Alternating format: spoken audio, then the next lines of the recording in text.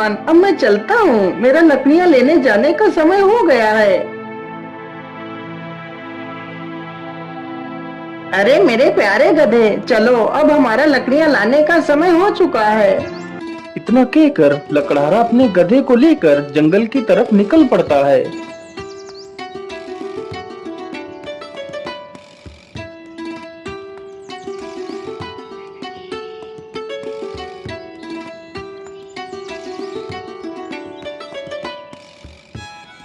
मेरे हिसाब से यही पेड़ ठीक रहेगा। चलो इसे ही काट लेता हूँ।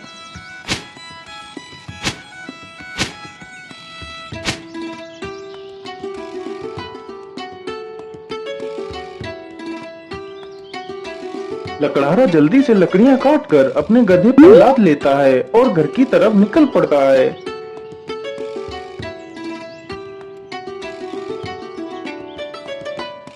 पानी, पानी, पानी, मेरी सहायता करो। अरे ये किसकी आवाज है? मुझे लगता है कोई तकलीफ में है। चलो चलकर देखता हूँ। लकड़हारा जल्दी से उसी ओर जाने लगता है जिस ओर से वह आवाज आ रही थी। पानी, पानी, पानी, मेरी सहायता करो। अरे ये क्या? ये तो एक तोता है, लेकिन यह तो पूरी तरह जख्मी हो चुका है। मैं ऐसा करता हूँ, इसे भी अपने साथ ही ले चलता हूँ। लकड़हारा जल्दी से उस तोते को उठा लेता है और उसे भी अपने साथ ले जाता है।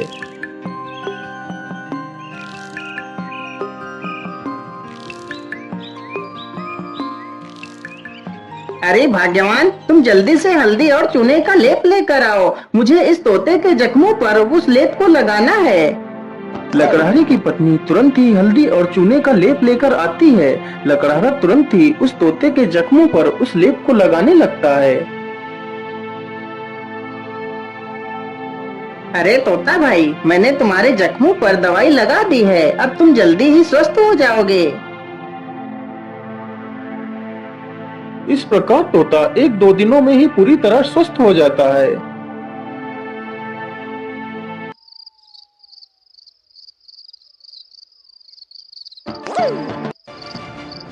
चलो आज तो इसी झोपड़ी में ही चोरी कर लेता हूँ। हो सकता है इस झोपड़ी में ही मुझे कुछ काम की चीज मिल जाए। इतना कहकर वह चोर उस झोपड़ी में घुस जाता है। तभी वह तोता उस चोर को देख लेता है।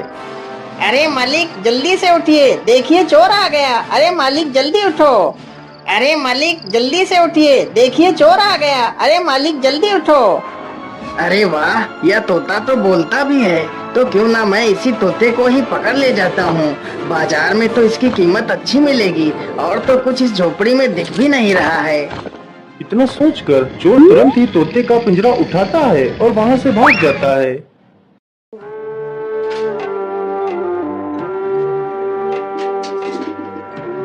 चोर को चलते चलते रात से सुबह हो जाती है। ओहो, मैं तो रात भर चलते चलते कितना थक गया हूँ। चलो ऐसा करता हूँ, थोड़ा इसी पेड़ के नीचे आराम कर लेता हूँ, फिर सोचूंगा इस तोते का क्या करना है। इतना सोचकर चोर उसी पेड़ के नीचे लेटकर सो जाता है। तभी वहां से एक राजा अपने घोड़े पर सवार होकर निकलता है। महाराज मुझे बचा लीजिए, मेरी रक्षा कीजिए महाराज, नहीं तो यह चोर मुझे मार डालेगा। अरे ये कौन है जो मुझे मदद के लिए पुकार रहा है, लेकिन आसपास तो कोई नहीं दिखाई दे रहा है। अरे महाराज उधर नहीं, इधर नीचे देखिए महाराज, मैं इधर हूँ। महाराज मुझे बचा लीजिए, यह चोर मुझे उठाकर ले जा रहा है। अरे वाह, यह तोता तो बोल भी सकता है। चलो मैं इस तोते को खरीद लेता हूँ। यह तोता मेरी पुत्री को बहुत पसंद आएगा। अरे ओ चोर, चल अब उठ जा। और कितना सोएगा तू? महाराज मैंने कोई चोरी नहीं की, मुझे कुछ मत करना महाराज। नहीं नहीं, मैं तुम्हें कुछ नहीं करूँगा। तुम यह तोता मुझे दे दो, मैं तुम्हें इसके बदले 100 सोने की मोहरें दूंगा। राजा की यह बात सुनकर चोर बहुत खुश हो जाता है। लेकिन याद रहे, मैं तुम्हें ये मोहरें तभी दूंगा यदि तुम आज से चोरी करना छोड़ दोगे। यदि ऐसा नहीं किया तो मैं तुम्हें कारागार में डाल दूंगा। नहीं नहीं महाराज, मैं आज के बाद कोई चोरी नहीं करूंगा। राजा तुरंत ही उस चोर को 100 सोने की मोहरें दे देता है और तोते का पिंजरा लेकर वहां से चला जाता है।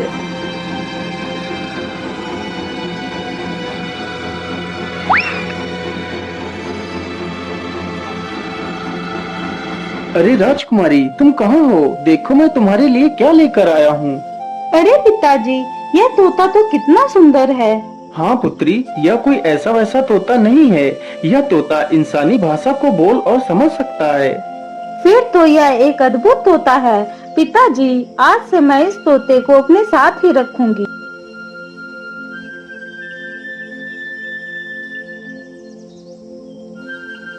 राजकुमारी रोज उस तोते को अच्छे अच्छे पकवान खिलाती, लेकिन तोते को उस लकड़हारे की बहुत ज्यादा याद आती रहती थी।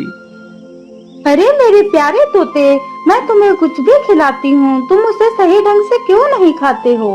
क्या बताऊं राजकुमारी जी, मुझे इस पिंजरे में कैद हुए पूरा 1 महीना हो चुका है। मेरा मन भी आकाश में उड़ने को कर रहा है, लेकिन मैं इस पिंजरे में कैद हूँ। मैं क्या कर सकता हूँ? अच्छा, ऐसी बात है तो फिर चलो मेरे साथ। आज मैं तुम्हें बाहर की सैर करा के लाती हूँ। राजकुमारी तोते को जंगल में ले जाती है और उसे पिंजरे से बाहर निकाल देती है। फिर तोता आसमान में उड़ने लगता है।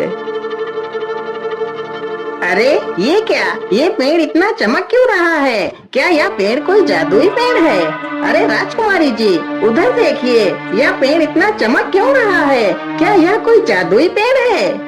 अरे हाँ, मुझे तो लगता है यह कोई जादुई पेड़ ही है। चलो इसके पास चलते हैं। राजकुमारी तथा वह तोता दोनों उस वृक्ष के पास जाते हैं। राजकुमारी जैसे ही उस वृक्ष को स्पर्श करती है, तभी वह उस वृक्ष में समा जाती है। यह देखकर तोता हैरान हो जाता है। अरे राम राम राम, ये क्या हुआ? राजकुमारी तो पेड़ के अंदर चली गई। मुझे जल्दी से यह खबर राजा को देनी होगी।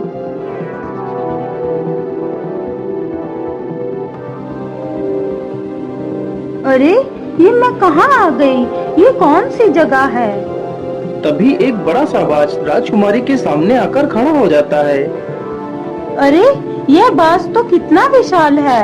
इतना बड़ा बाज तो मैंने आज तक नहीं देखा। तभी वह बाज राजकुमारी को अपने पंजे में दबाकर उड़ जाता है। अरे दुष्ट बाज, मुझे छोड़ दे। तू मुझे कहाँ ले जा रहा है? वह बाज राजकुमारी को एक गुफा के भीतर ले जाता है, जहाँ एक डायन खड़ी होती है। अरे कौन है आप और मुझे इस प्रकार यहाँ क्यों लाया गया है? मुझे छोड़ दो, मुझे वापस जाने दो। चली जाना, चली जाना। इतनी जल्दी किस बात की है? तुम इस समय पाताल लोक में हो। यहाँ से निकलना इतना आसान नहीं है। तुम यहाँ से तभी बाहर जा सकती हो जब मैं चाहूँगी। यदि तुम यहाँ से बाहर जाना चाहती हो तो तुम्हें मेरा एक काम करना होगा। बोलिए, आप क्या काम करवाना चाहती हैं? राजकुमारी जी, तुम्हें मेरे लिए अमृत लाना होगा। लेकिन ये अमृत कहाँ मिलेगा? ये अमृत तुम्हें रंगी कंचन की पहाड़ियों में मिलेगा। लेकिन ये पहाड़ी कहाँ पर है? फिर वह डायन राजकुमारी को अमृत लाने का रास्ता बताती है। वह डायन अमृत पीकर अमर होना चाहती थी और पूरी दुनिया पर राज करना चाहती थी। उस डायन ने उस विशाल बाज को अपने वश में कर रखा था, जिससे वह सारे काम करवाती थी। डायन की ये सारी बातें सुनकर राजकुमारी वहाँ से अमृत लाने के लिए चल पड़ती है।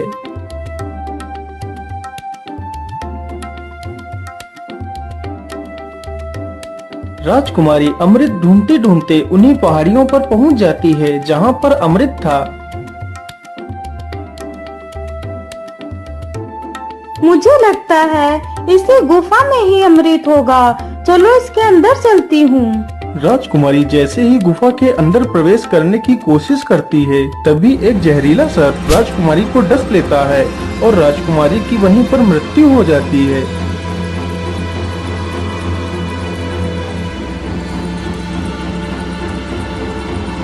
महाराज, यह वही पेड़ है जिसमें राजकुमारी समा गई है। ठीक है तोते, तुम यहीं पर रुको, मैं इस पेड़ के अंदर अकेला ही जाऊंगा। राजा जैसे ही पेड़ को हाथ लगाता है तो वह भी उसी पेड़ के अंदर चला जाता है।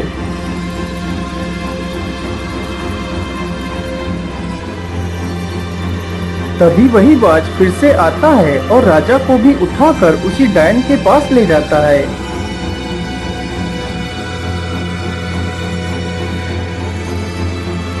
कौन हैं आप और मुझे यहाँ पर इस प्रकार लाने का क्या कारण है? मेरी राजकुमारी कहाँ है? अरे महाराज, आप चिंता ना करिए, आप जल्दी ही अपनी राजकुमारी से मिलेंगे। उससे पहले आपको मेरा एक काम करना होगा। ठीक है डायन, मुझे जल्दी से बताइए, मैं तुम्हारे लिए क्या काम कर सकता हूँ? फिर वह डायन राजा से भी उसी अमृत को लाने की बात कहती है। ठीक है डायन, मैं तुम्हें वह अमृत लाकर दे दूंगा, लेकिन मेरी पुत्री को कुछ नहीं होना चाहिए। इतना कहकर राजा अमृत लाने के लिए चल पड़ता है।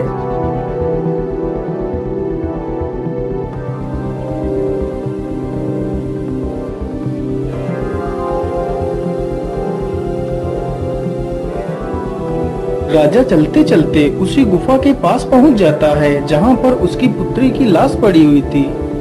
अरे ये क्या? ये तो राजकुमारी पड़ी है, लेकिन मेरी पुत्री को क्या हुआ? हे भगवान, मेरी पुत्री को तो किसी जहरीले सर्प ने डस लिया है। इसका मतलब उस दुष्ट डायन ने मेरी पुत्री से भी वो अमृत लाने को कहा होगा। अब मैं उस डायन को जिंदा नहीं छोड़ूंगा। मुझे लगता है इस गुफा में कोई जहरीला सर्प भी है, मुझे ध्यान से आगे बढ़ना होगा। इतना कहकर राजा राजकुमारी को वहीं पर छोड़कर आगे बढ़ता है। तुम्हारी हिम्मत कैसे हुई इस गुफा में आने की? मैं तुम्हें जिंदा नहीं छोड़ूंगा। सर्प जैसे ही राजा को डसने के लिए आगे बढ़ता है, राजा तुरंत अपनी तलवार से सर्प के 2 टुकड़े कर देता है। दुष्ट, तूने ही मेरी पुत्री को मारा है, मैं भला तुझे जिंदा कैसे छोड़ सकता था? इतना कहकर राजा गुफा में आगे बढ़ता है। राजा जैसे ही आगे बढ़ता है, तभी एक तीर बहुत ही तेज रफ्तार से राजा को छूकर निकल जाता है। तभी राजा अपने कदम पीछे ले लेता है। अरे ये क्या? इस गुफा में तो तीर की वर्षा होने लगी। अब क्या करूं? अमृत तक कैसे पहुंचूं? फिर राजा तीर चलने की प्रक्रिया को ध्यान से देखता है। अरे ये क्या? जब एक तीर इस दिशा से उस तरफ जाता है, तभी दूसरा तीर उस दिशा से इस तरफ आता है। इसका मतलब यदि मैं एक एक कदम आगे बढ़ाऊं, तो मैं अमृत तक पहुंच सकता हूं। इस प्रकार राजा अपनी बुद्धि के बल पर उस चुनौती को भी पार कर जाता है।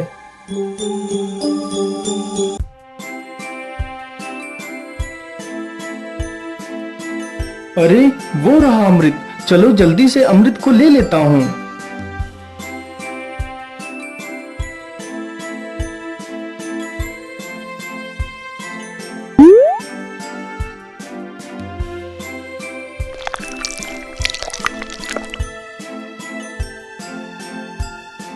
मैं ऐसा करता हूँ, पहले मैं इस अमृत को अपनी पुत्री को पिलाता हूँ। ये सोचकर राजा अपनी पुत्री को अमृत पिलाता है। अमृत पीते ही उसकी पुत्री जीवित हो जाती है। अरे पिताजी, आप यहाँ पर कैसे आ गए? पुत्री, मैं तुम्हें लेने आया हूँ, अब तुम बिल्कुल भी चिंता मत करो, मैं यहाँ पर आ गया हूँ। फिर वह राजा उस अमृत को खुद भी पी लेता है और बाद में बचा हुआ अमृत उस सर्प के मुंह में डाल देता है। अमृत मुंह में पड़ते ही सर्प भी जीवित हो जाता है। फिर वह राजा उस सर्प को अपनी पूरी कहानी सुनाता है। मैंने तुम्हें इसलिए जीवित किया है ताकि तुम फिर से इस अमृत की रक्षा करो। महाराज, मैंने आपको पहचानने में भूल कर दी, मुझे क्षमा कर दीजिए महाराज। अरे नहीं नहीं सर्पदेव, इसमें तुम्हारी कोई गलती नहीं है, या तो तुम्हारा फर्ज था। अच्छा, अब मैं चलता हूँ।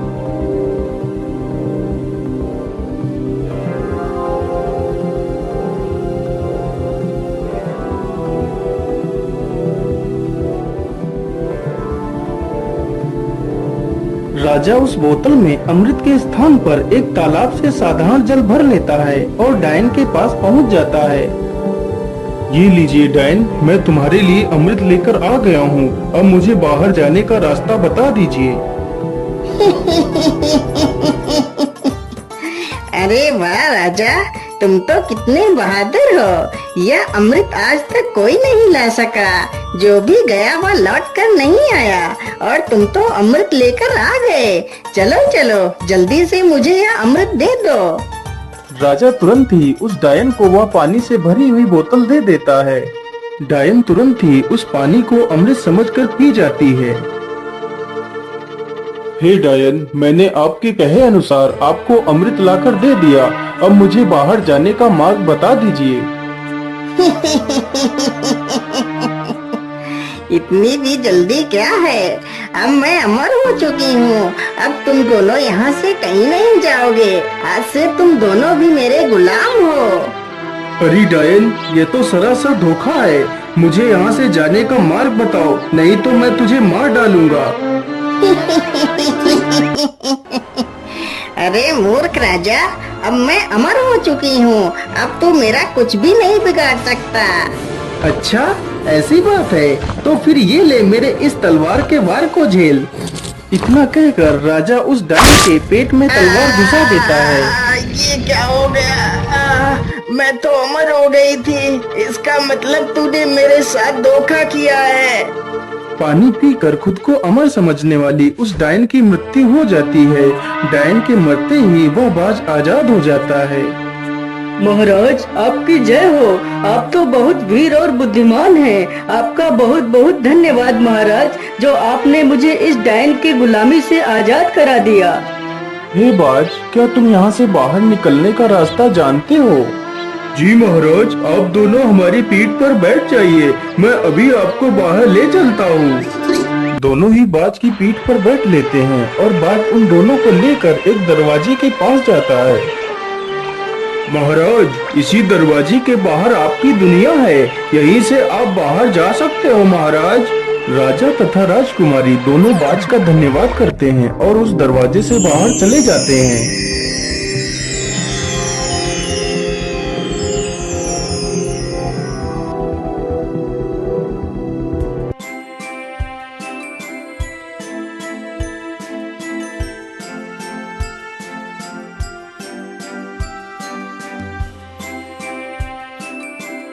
हे तोते, यदि आज तुम न होते तो मैं कभी भी अपनी पुत्री को नहीं पा सकता था।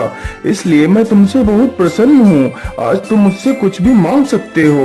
महाराज, यदि आप मुझे कुछ देना ही चाहते हैं तो मुझे 1000 सोने की मोहरें देकर आजाद कर दीजिए। राजा ने ऐसा ही किया। तोते को 1000 स्वर्ण मुद्राएं देकर उसे विदा कर दिया। तोता वहाँ से उड़कर सीधा उसी लकड़हारे के पास पहुँच जाता है। मालिक, देखिए मैं आ गया और आपके लिए कुछ उपहार भी लेकर आया हूँ।